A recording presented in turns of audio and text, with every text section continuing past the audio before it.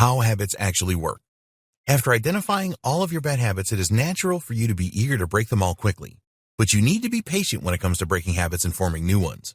There is no quick fix for this no matter what anyone tells you. Some methods work faster than others do, though. It is going to take time to break a habit and form a new one. The simplest way to define a habit is a pattern of behavior formed by regular repetition.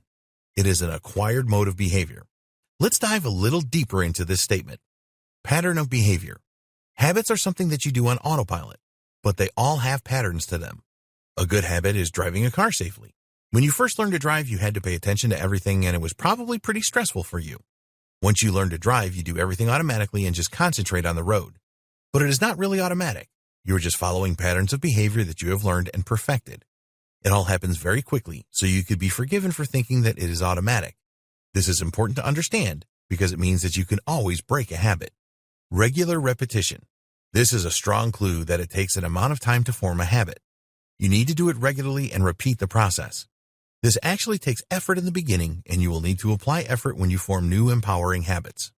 Acquired mode of behavior. A good or bad habit didn't just turn up in your life one day.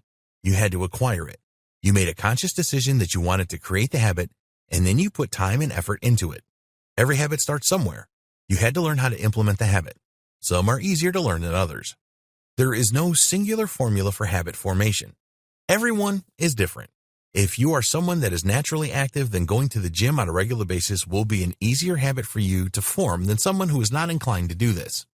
If you have led a sedentary lifestyle for a long time, then it will be much more of a challenge for you to form a going to the gym habit. Different habits require different approaches. If you want to quit smoking, for example, then this will require a very different approach to wanting to go to the gym 3 times a week. There is no single formula for habit formation. Don't believe anyone that tells you that there is. There is a habit framework. Please don't think at this point that it is going to be too complicated for you to break bad habits and form good new ones. There is a framework that you can use for new habits that will work every time for you.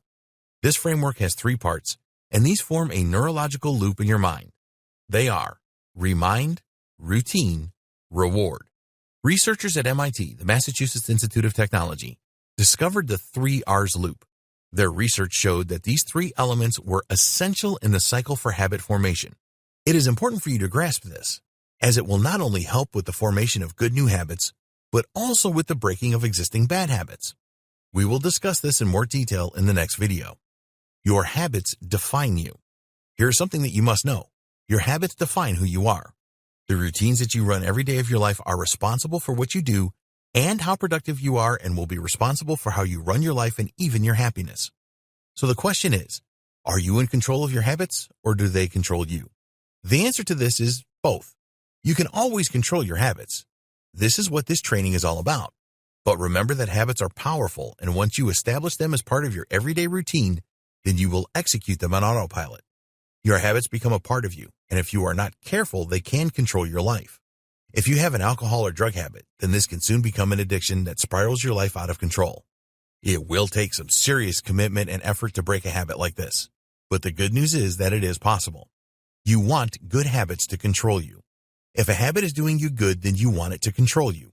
People often become anxious about something controlling them, but this is not always a bad thing. If you have a habit of exercising regularly, then it is good to be controlled by this. The same goes for cleaning your home every week.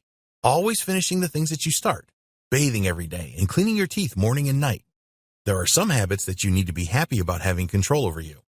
In the next video, we will take a detailed look at the habit formation process and breaking bad habits.